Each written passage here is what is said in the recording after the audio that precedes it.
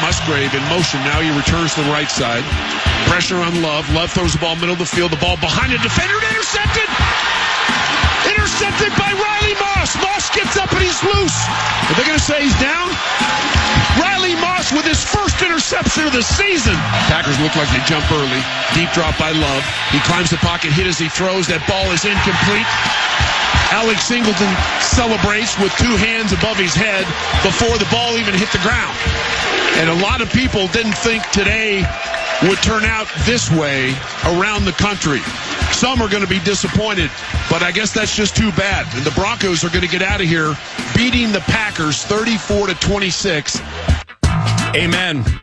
That is the voice of Fox, Dave Logan, the play-by-play voice for the Denver Broncos. And this is glorifying the good. And what a run for the Broncos, and what a run for their play-by-play voice, Dave, who has done that job for 30 years and working with the Broncos radio network for more than that. But 30 years as a play-by-play voice, earning a spot in the CU Hall of Fame as a former Colorado Buffalo player. Spent almost a decade in the NFL as a receiver for the Cleveland Browns. And Dave also has won a state record 13 state titles as a high school football coach with Arvada West, Chatfield, Mullen, and most recently Cherry Creek.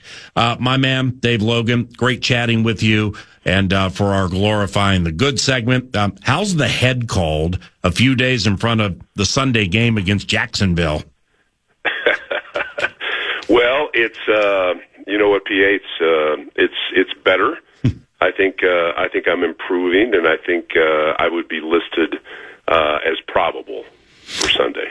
Indeed, yeah. First, I'm gonna. It's. I'm not even gonna. You know how that is. I'm not gonna jack around with the practice report and make you probable. You're full, and you'll be full tomorrow, Absolutely. Saturday, and into it Sunday with this team that's won 12 in a row for the Broncos, and all but two of them have come right down to the wire. How do these guys, Dave, keep winning so many close games and against good teams like Green Bay, Kansas City, Houston, and Philly? Yeah, you know what, Paul? It's. I mean, normally we don't. You and I've done this for a while. We don't see streaks like this. I mean, ever so often, we'll see a team win 11 straight. But they've done it. They've done it in a myriad of ways. I mean, the win over the Giants was so improbable that I can't even begin. It had to be in the category above improbable, and I'm not even sure what the title of that particular category is, but. They've played better, I think, the last 3 or 4 games, especially in the offensive side of the ball. And I think Bo Nix was, maybe his best game against the Packers. He had 4 touchdown passes, didn't throw an interception. He's 23-9 on the season. He and I've said this several weeks ago. I said he's got a little bit of a backyard magic to his game. I think that can be really good. I think at times it can drive coaches a little crazy because you don't want to suppress that, because that's kind of who he is, and he makes some unbelievable plays. But you also have to understand that with that quality, there'll be a throw, maybe 2 in a game, where as soon as he lets it go, you're going to hold your head and say, no, this could be real trouble. But I mean, it's a young team, and I think the beauty of this team right now is that they don't really know what they don't know, and so they're not fearful. They feel like their defense is a very good defense, and I would agree. And I think they're doing everything they can to secure that number 1 seed in the AFC. And if they do, then they get a week off, and they've got to find a way to win 2 games to go to the Super Bowl.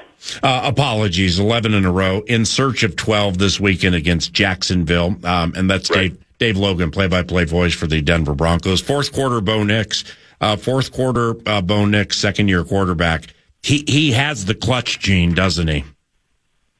No question. I mean, absolutely no question. He is fearless. He's got the mindset, although I don't know that he would admit this, that there's not a single throw that I can't make on the field. And so he made a couple of throws against the Packers last weekend where, he breaks contain. He likes to get out to his right, maybe a little bit too much. and then he stopped and came all the way back to his left, running to his left as a right-handed quarterback, and then lowered that arm slot and flipped it across his body back toward the middle of the field. Both were completed passes. Now, I think, if even a casual fan looked at that, they would say, man, oh man, I don't know if you can duplicate that, if you can consistently make that throw. But he's made it many, many more times than not. And I just think he has immense confidence right now in how he's playing and how the offense is playing. What makes the defense so good, Dave? You know what, Paul, I would say this. You look at their edge pass rushers, and Benito's an elite guy. There's no question about that. Cooper is a mixture of athletic ability and power, so his edge pass rushing is a little bit different. But I think one of the things that really helps those guys and the guys that play behind them, the Jonah Ellis's, the Dondre Tillmans, I think is the interior ability to rush the passer. You've got Zach Allen, you've got DJ Jones, you've got John Franklin Myers, you've got Malcolm Roach. Those four guys rotate. Allen, of course, is having just a great year, but they're a little more athletic inside than I think they have been, and I think that is shown in terms of the interior ability to crush a pocket and make that quarterback sort of step up and start to pinball. Glorifying the good, the Denver Broncos victorious 11 consecutive times. Their decade play-by-play voice Dave Logan is on the 9 to noon show. How have General Manager George Payton, who was here for many years, and Coach Sean Payton helped the cause of winning 11 in a row and potentially getting a 1 seed in the AFC? Yeah, I think it's a remarkable story. I think to me at least, clearly this year is at least a year early. I don't know that anybody, maybe even George and Sean, maybe Sean would deny that, but I'm not sure they saw this sort of ascension coming. But they've been very good at identifying, I think, people to bring into the building that love football. We talked with 2 or 3 former players of Sean when he came to Denver, guys that had spent a long time with him, guys that had actually not only played for him but coached for him, and they all had various things in describing Sean's demeanor and how he would go about sort of putting the program together, but they all said he's going to find guys that love football, and if you don't love football, he's going to find a way to run you out of the building. And so I think the overall culture has been dramatically altered in Sean's 2 years and 13 games. I mean, he's found guys that are selfless. He's found guys that are team oriented in a day and time that you're going to have a lot of guys that maybe are not that way, that they want to point to themselves. We don't have too many of those in Denver, and if there are some, they have been forced into being very quiet about it. So I think George and Sean have done just a terrific job at putting this roster together. They hit on Dre Greenlaw in the offseason. They definitely hit on Talanoa Hufanga, 2 free agents that had a history of some injuries. They hit on both of them from San Francisco. So they've done an excellent job, no question about that. The 13 high school football state titles at 4 different schools, most recently Cherry Creek High School. It's we the play-by-play guys in the NFL, all 32 of us, we have this really cool group text string where all of us talk to each other, in group fashion. Wes Durham with the Atlanta Falcons, Brad Sham with the Dallas Cowboys. The genesis was with them a couple of years ago. I think it's really, really cool when cool things happen or people go through stuff, and we talk about booths, stuff like that. But recently, a couple of Saturdays ago, started blowing up, like with everybody wishing Dave Logan good luck into I believe it was 5A Colorado High School state title game for Cherry Creek. And you guys won it. So that's a state record 13 for you. What have been some keys to winning all those Colorado high school football titles, Dave? Well, Gosh, I have been blessed to, for my entire career, be allowed the time necessary to coach during the season, during the absolute busiest time, obviously. I mean, I call the Broncos games. I also do an afternoon talk show, and during the high school season, the radio station lets me off the show so I can coach those kids. So that would be one of the things that has been a key. I've had probably 4 or 5 of my core coaches that have been with me, 25 years, and so we understand the process, what's needed, what is necessary in order to not necessarily ensure that you're going to win, but to put your kids in the absolute best position to win. We have an 8-week program in the summer starting the first Monday every June. I mean, my golf game sucks for sure, but it's because we're out there 3 days a week, 4 days a week, actually, in the mornings from 9 till about 1 o'clock, lifting and running and putting our offense and defense in. And I've got dedicated coaches that work for about 6 cents an hour.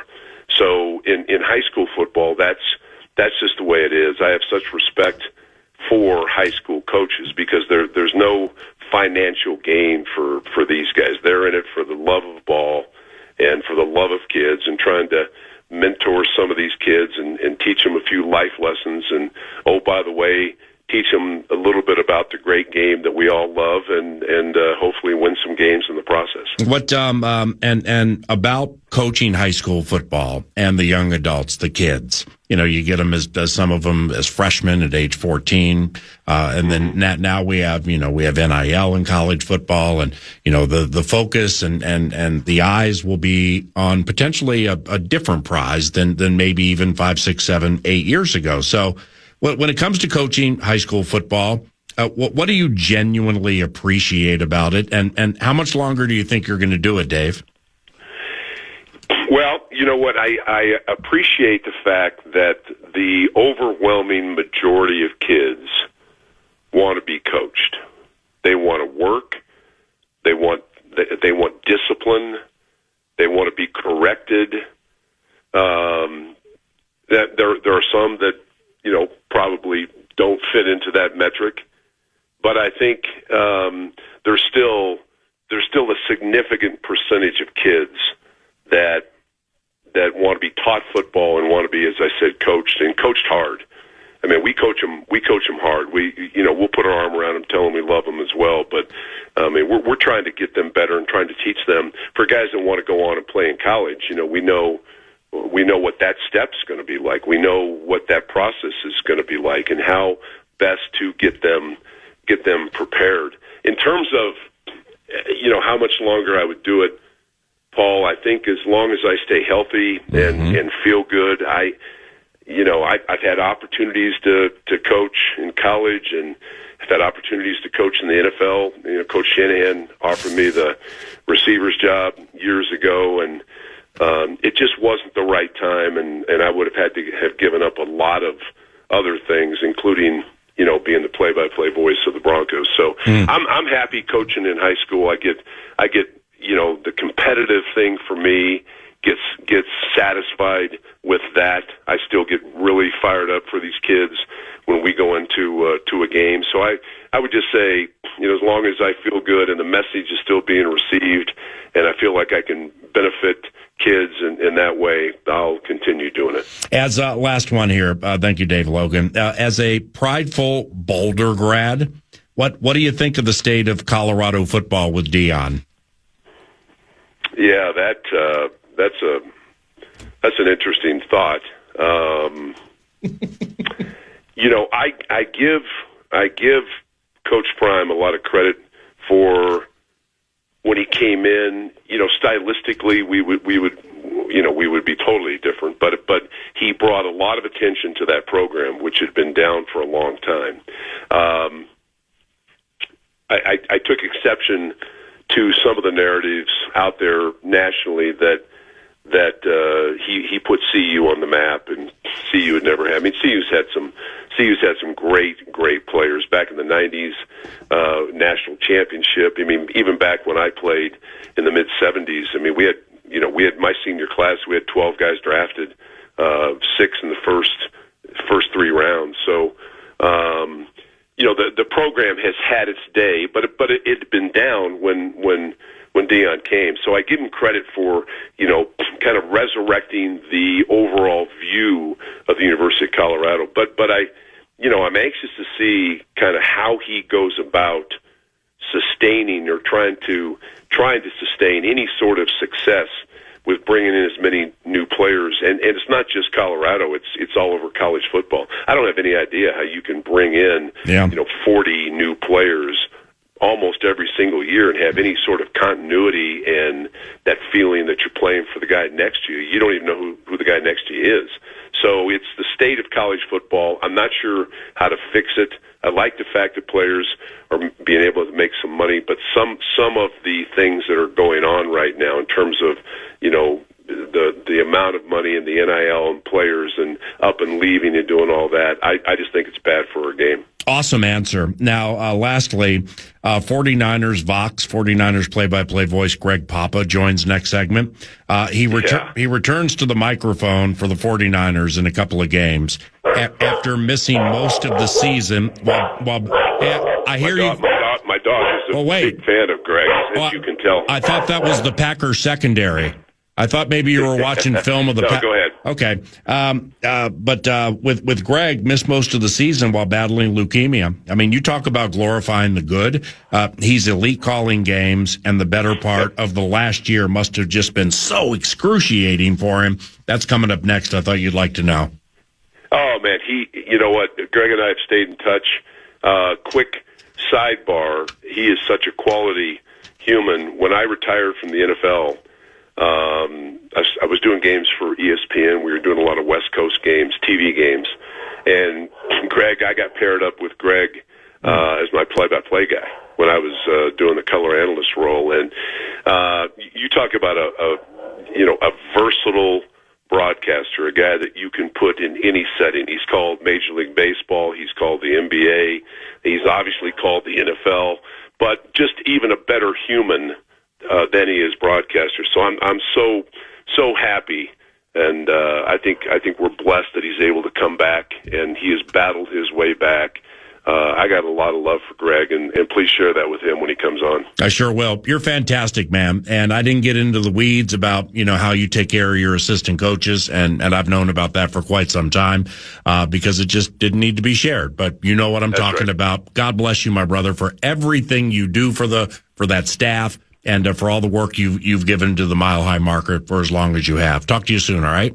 Appreciate that, PA. God bless you, too. See ya. Dave Logan, play-by-play voice for the Denver Broncos, glorifying the good. That was the Steve's Appliances Marathon segment, stevesappliances.com, to pick up some appliances and say hello to Sarah and Brian. They're in Mounds View, stevesappliances.com.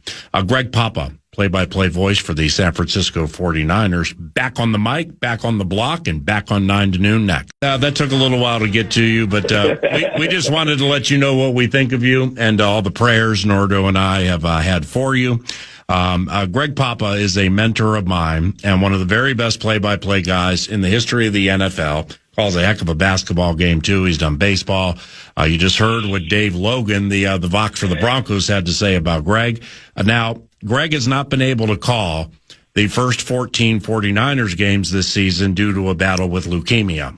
But he's back. Welcome back. He's back. And we'll be back on the microphone for the final 2 games against the Bears in Seattle. Greg, wow, man. Welcome back, brother. How you doing? Oh, wow, PA, you're going to make me cry right from the start. I got a note from Epstein's mother that allowed me to come back there. How many people out there are even old enough to remember the great Vinny Barbarino and John Travolta and Horseshack in the back? That would be Paul Allen in the back of the class. Call on me, Mr. Kata. So, it's been a whirlwind. July 16th, I was diagnosed acute lymphoblastic leukemia, B-cell, Philadelphia negative, and it's heavy. It took a long time. But in 2 months to the day, from July 16th to September the 16th, and I do what you do. I do the football games on the weekends, but I do a daily talk show, and you come on a lot. And you're the best. You're the best guest we've had. You got to bring so much fun to the Bay Area. Remembers you as well. And So 2 months to that day, September 16th, I went back on my radio show, but I was a boy in a bubble. I couldn't leave my home, and my white blood cell numbers and other blood work labs were so bad I couldn't interact with people. So, but I healed up and I got better thanks to the people at UCSF here in the Bay Area, the greatest team we have. And the Niners may just, in fact, when I come back, win a couple of games and maybe host the Super Bowl. We'll see. A lot of football yet to go, and they got to overcome their injuries on defense. But and then it was exactly 5 months to that day, from July 16th to this past Tuesday, with my hematologist, and we went through it all. And I need a bone marrow transplant. I'm not into victory formation. I'm not kneeling out yet. There's a lot of work to do, but I guess we're at halftime, and the band can come out and play, and I can go back and do what I love, and that is called football. I'm in remission, MRD negative. I've been since late August, and all my blood work is in the green now. So, my white blood cells, all the great markers they look at, so I can interact with people, and I'm physically strong enough, and mentally strong enough. You know how I prepare and how you prepare for games. It's not just showing up on Sunday at 1:25 and let's go, or in your case, 12:25. You got to prepare, and I think I can do that. I think I have the energy to do that, and then physically, I think I have the stamina and the ability to execute a call. That's really what it comes down to. When you got to stand up and make a game-winning field goal, and where there's a will, there's a win. Call. I love that call, and Mike Tirico shouted you out on Sunday Night Football. So you are the best, my friend, and it's the love and support of everybody. I've talked to people I haven't connected with in 40 years, going back to my Syracuse days. But really, we have a NFL league-wide, all the play-by-play announcers on radio have a text chain, and they reach out. And you and I kind of do it on the side because we're more than just NFL play-by-play announcer, brother. And we're more than that. We're tight. And you've reached out to me from the very beginning. Nordy's reached out to me. Or is it Nordo? Nordo. I always get that confused. Hey, No, I think it's the chemo brain fog that causes me to screw that one up. But I love you. I love Nordy, whatever it is, and we're coming back. And what a time to come back! Wow. I just been activated. My practice window is activated. So unlike Brandon Ayuk, who I think is literally on fire, I don't know where the hell that guy's gone. I pray for him, honestly. He's got some issues, giving away a lot of money. That's why I'm coming back, to do what I love. And I think Brandon loves to play football, so I don't understand it. But I'm going to come back and practice this week, get my calls down, and then we're not going down to Caleb Williams and the Bears, and then we got that game with Seattle. So here's the scenario. Niner fans are rooting amazingly for Seattle. All those years with Harbaugh and Pete Carroll and that rivalry which defined the Tens. We need Seattle to beat the Rams tonight. If that happens and the Niners win out, beat Indianapolis on Monday at Old Man Rivers, beat the Bears, and then the big one will be the battle with Seattle, last game of the year. If that all happens, the Niners not only win the NFC West ball, they win the NFC. They're the number one seed. They're off wild card weekend. They may, divisional weekend, get a certain linebacker back named All-Pro Fred Warner. If not that week, then the next week in the championship game. So if it all goes the way it's supposed to, and my story's been a bit of a fairy tale story here, the Niners win 2 playoff games at home, then they would host the Super Bowl 60 this year here in the Bay Area at Levi's. And I've had that date circled from the start to come back, and I think I'm going to be able to come back a little early. Not February the 8th, but I'm coming back on December the 28th. So, like Michael once said, we're number 45. I'm back. Okay, everything you just said, the G is on fire! Wow, was that great, man? Yeah, I mean, I started to tear up a little bit, man, when you talked about that play-by-play text string that we had. I mentioned it with Dave Logan last segment. When it's 6 and 8 radio, you craft segments called Glorifying the Good, and you talk about other teams for a segment a week. And we were talking about you a little bit, man, and that Wes Durham and Brad Sham starting that group text that we have, it's fantastic, and this news of you returning yesterday, it just blew up with all of us, and I loved it. And, I know you mentioned it that, you and I and Nordo and you, we've texted a fair amount with you during this battle, man, because we think about you a lot and we care about you. I'm a limb on the Greg Papa tree. So it was very difficult for you not being able to work the games while dealing with the leukemia battle when the season started in September. What was that the low point during this fight? No, actually the first preseason game hit me. Actually, minicamp. And like you do simulcasts, the preseason TV and radio, and your broadcasts are the best. I watch a lot of football, as you know, but this year I've watched every single game because I got nothing else to damn do. I'm the boy in a bubble.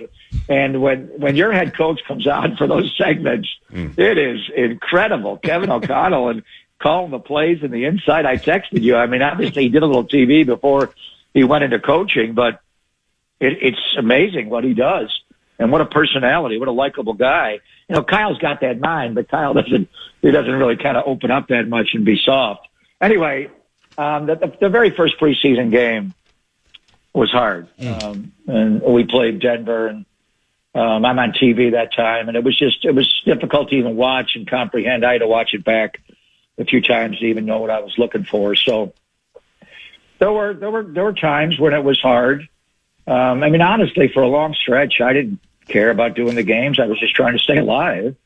And but then when the games came on, everybody's got FOMA to some degree, but mine was different because it was life-threatening. And I remember when Eddie Pinheiro hit a game-winning field goal to beat the Arizona Cardinals in Week 3. It was a home game. And I was happy that he made the field goal and the Niners won the game. But I remember right when he hit it, I went out in my hammock in my backyard. And, it was still virtually summer here, and just laid in the hammock and cried for about 10 minutes. It was a great call. I mean, the people they've had 5 different people fill in for me. And it was just, how much you're missing out on and what we love to do and all of that. So it was just, and honestly, Ted Robinson, the former voice of the 49ers, and he's done everything, and, Wimbledon on NBC for years. And he actually was the voice of the Niners before me. So that got a little awkward. But he reached out to me that very first preseason game and just said, I'm thinking of you today because I know it's hard not to be where you should be. And just out of nowhere. And we developed a real bond. I've known him for years. And then obviously when I took this job, it kind of got crazy. This business is like that. But when things like this happen, people reach out to you. I did the Raiders games for 21 years. Yeah. And that's how I got to. But Dave Logan and I know each other. We did ESPN college football together on Saturday nights before either one of us did. He does the Broncos and I do the Raiders, so we had quite the rivalry there. But it was never like that between the two of us because we love each other. But my ending with the Raiders was not good, as you know, because I was so close with Al Davis and his son Mark and I had a tough ending. But anyway, when I was diagnosed, Mark was one of the first people to reach out to me and offered me to come to Las Vegas and light Al's torch whenever I'm able. And he's reached out to me many times, 3 or 4 times. One time he was walking to a Monday night Raider home game in the regular season, and he texted me and said he was thinking of me. So, it's been hard, but I'm fine now, and I'm strong. I'm able to do this again. I wouldn't do it if I didn't think I could. So I'm looking forward to getting back. And, I'm from Buffalo, so the dream always was February the 8th, and the home of the Niners in Santa Clara, the Buffalo Bills, get back to the Super Bowl. And this time, boy, that'll be hard because they've been there 4 straight years and lost them all. But if it is a Bills-Niners Super Bowl, that would be quite amazing. Way to finish this off. So what do you think of your Niners, man? A 10-4 operation. They've done good work despite losing some big time players for the season, right? Yeah, they're offensively, Paul, and I'm watching the All-22 back right now because I'm going to break down some of these plays on my radio show. They're offensively, you don't have Ayuk, that big X wide receiver, but Jawan Jennings is doing great. They got to get Ricky Pearsall to stay healthy on the field. He means so much as a split end, that Z move guy. But he's got knee problems. I'm not sure he's going to be able to go here in this game in Indy. But anyway, offensively with Brock, and Brock's completely back, and you've got Trent Williams, you've got George Kittle, and then you have the most brilliant offensive backfield. I think people understand who Christian McCaffrey is, but I don't think they understand who Kyle Juszczyk is and what he's able to do. You guys have CJ there in Minnesota, and Kyle's just different. The way he handles angles. I mean, he went to Harvard. So you've got a Harvard fullback leading a Stanford halfback, and they're so physically gifted, but then they're mentally they don't. I mean, they play football. They're tough, but they do it with angles, and they don't have to take you on full body. They take you on half body or quarter body, and it's able to work, and then they go to the next guy. So the offense is going to score. We call it 30 for Purdy here. And since Brock has been back, this team is averaging 31 points a game. When Mac Jones was the quarterback, and Mac was incredible, they went 5-3 with him as quarterback. They averaged 22 points a game. They were the number one passing team in the NFL, number one in yards with Mac Jones, a quarterback, the backup quarterback, incredible. And it was 22 a game, and now with Brock, it's 31. So I think the offense will score against even elite defenses when it's time. It's just the defense is so young. They really don't have a clue what they're doing. They're getting coached up by the very best with Robert Saleh and all the position coaches, Kasaric, the line coach, and Johnny Holland, who had his own cancer battle in 2019, the linebacker coach, and Daniel Bullocks. But they're young, and they just get attacked in a lot of ways. They've had to play a lot of zone coverage, whether it's a cover 3 or a cover 4, and you sit in those zones over and over again. There's holes there, and teams know how to beat you. And the Niners played basically a cover 3 zone defense all the way to the Super Bowl 54 in Miami against Kansas City. And we were up 20-10 with 7 minutes and 13 seconds to play. And the Chiefs run this play called 2-3 chip jet wasp. And the concept is to specifically attack a cover 3, where there's going to be just a conflict between a couple of defenders, and they just can't trade it off in time. And Tyreek Hill hit the whole shot, and then it was on. Mahomes hit, they all of a sudden they had 10 points, and they wound up with 31 in like 7 minutes. How'd that happen? So when we had veteran players, that defense was so locked in. They were tight, and they still gave it up. Our guys they're not that tight. There's gaping holes in at every level. The linebackers, fitting with the DBs, the DBs fitting with themselves, whether it's a safety coming over for a corner. The lines get manhandled. I'm watching Tony Pollard just hit the outside zone over and over again last week. And this offense is certainly Super Bowl caliber winning offense, but the defense, I don't know. It's good when you go up against elite offenses. And certainly, I'm glad the Lions, may be eliminated here. You don't have to deal with them. But there's going to be some teams you're going to have to deal with come playoff time. If not, then certainly the Super Bowl. So I don't know if this defense can hold up. So if the Niners do make it all the way to Santa Clara, their home stadium, for the Super Bowl, Paul, they're going to have to win shootouts. Did two here for Greg Papa. Did you listen to the games on KMBR when you weren't able to call them? I did not. That was too much. Yeah, I agree. I couldn't do it. It wasn't. There was one day I was actually coming back from getting chemotherapy, right at the time a Monday night game was going to kick off. So it kind of worked that I could do it. But I chose just to watch the game as I was driving back. What I've been doing is watching so much football, honestly, and I do all the time. Yeah. But I watch the league from whether it's the Europe games and they kick off at 6:30 in the morning my time, or the traditional games that kick off at noon your time there in the Central Time Zone, or 10 my time.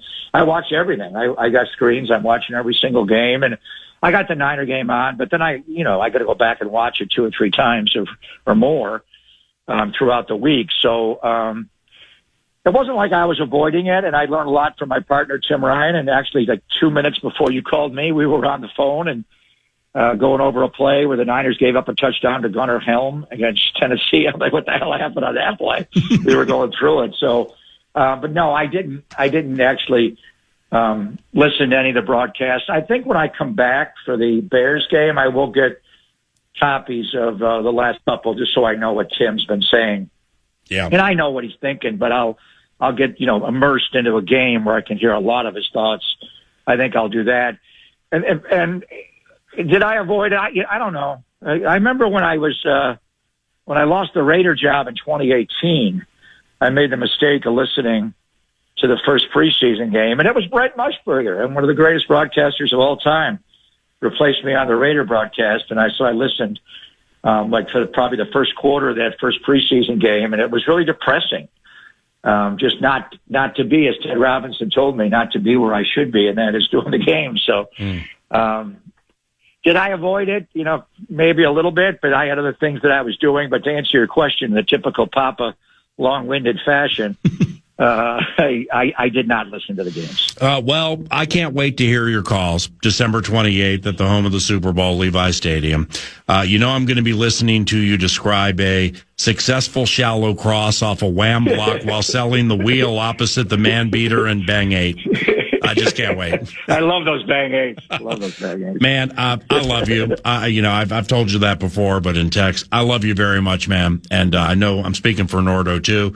Well, we're elated for you, first and foremost for you and your family. Secondly, that you're back on the microphone December 28th. God bless you, man, and continue the fight, all right? Thank you, brother. I love you both. Nordo, you guys have been there from holding my hand throughout all of this. And I can't wait till we're actually all able to get back together and hug each other. So are you coming to the Super Bowl? I know you're not going to bring your football team, but I'll tell you what. Are you going to come out for the Super Bowl? I've never been to a Super Bowl. If your 49ers, make the Super Bowl and you're calling it on the radio, I'm going to do my darndest to get up there to the Vox box to give you the biggest hug you've ever had in your life. And I want you in the boots at my side. Yeah. I'll come up with a line. I'll be your numbers guy. I mean, I'll where there's a will, there's a win. Enough. I can't use that. Use that. We love you very much. Thank you, Greg. All right, man. Love you, Paul. Thank you, Nordo. Thank you. Love you, Greg. Yep, that's Greg Popham. Welcome back indeed. Copyright John Sebastian. We'll be right back.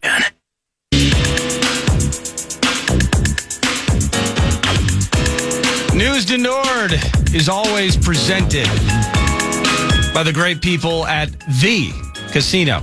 Canterbury Park, canterburypark.com. Just hop on down, check out the Christmas tree lot. They got crafts for the kids. They got all kinds of sizes and beautiful brands, varieties of trees, I should say. You can check that out. Of course, you're feeling the felt all year long, from the fur to the felt. Poker, blackjack, and table games all year round, having sips at Chips and Tippin' Derrick Allen. CanterburyPark.com for more details. And we'll start with the Minnesota Timberwolves. The Minnesota Timberwolves, it's not necessarily inexplicable because we've seen this against our favorite team. No Anthony Edwards last night. Now, Memphis didn't have Ja Morant either, but all the same, third consecutive game without Ant. They lose 116-110. PA is actually on his way down to get Johnny Athletic, John Krasinski, who covers the squad, the Howl for the Athletic. He's going to be in studio next segment, so we'll be going long form on the Howl with Johnny starting the 11 o'clock hour. To the hockey team. 65 seconds to go in the power play. Hughes let one fly. They score! Kirill Kaprizov in front, backhanded home the rebound. It's a power play goal, and the Wild have a 2-0 lead. I was just scrolling on the X machine while PA was interviewing both Vox's Dave Logan, glorifying the good, top seed in the AFC, and then you heard last segment, what an interview with Greg Papa, one of my personal favorites. I know PA talks, and it's important, right? The limb of the Greg Papa tree, people that inspire PA and how he calls the games today. Well, me, just as a Rube and a fan, I've been loving Greg Papa's work since he was with the Raiders, the long time there, now with the Niners. But I was scrolling through X throughout that time. I got Michael Russo on the scene as the Wild are in preparation to beat the Blue Jackets. Beat the Blue Jackets tonight. It's a 7 p.m.-ish puck drop right here on your home for Wild Hockey, The Fan. Did I give the correct time? Hang on one second. 6 p.m.-ish puck drop right here on your home for Wild Hockey, the Fan. My bad, it's on the East Coast. I forgot. But all the same, you got your PP line, you got your power play top unit, Kaprizov, Jules Eriksson, Ek, Tarasenko, Hughes, and Boldy. You got your lines. They're keeping the Krem line intact with Trenin, Urov, and Tarasenko as your bottom six, or your bottom three to the top three, and Kaprizov, Ek, and Boldy. Looking forward to this one. Winners of 5 straight, just swept 4 in a row at home. We dig that home ice advantage at Grand Casino Arena, and you'll get to hear that again. Mr. Reed and Mr. O'Donnell on the call tonight, 6 p.m. The game is at 6 p.m. I apologize, Covenant cleanup style. And lastly, while you're flipping back and forth, you got the Wild on the Fan. Maybe you're checking out one of the better Thursday night football games, really in the history of NFL Thursday night games when it comes to a couple 11-win teams. I mean, usually it's like, okay, it's Browns and Jets and Al Michaels backstage of his career, and I got which streaming service is it going to be on? So I dial up Prime, and the first time I load it, it's a little blurry, so then I got to jump out, jump back in. Hey, there we go. And it's the Jets and Browns. No, it's the Rams and Seahawks, and they're both 11-3. It is in Seattle. The Rams beat the Seahawks at SoFi earlier in the year. Sam Darnold throws 4 picks. He was still grinding, still driving towards the end of that game with the chance to get the W, but just fell short. And then now tonight, the Seahawks are 1.5-point favorites against said Rams. So not only NFC West implications, but NFC top seed implications based on how tonight goes. And that'll be on KFAN The Plus. That's News to Nord, brought to you by The Casino at Canterbury Park, CanterburyPark.com. We shall pause, and when we return, Johnny Athletic, John Krasinski of The Athletic in studio with PA. 11 a.m. hour ahead. It's The Fan.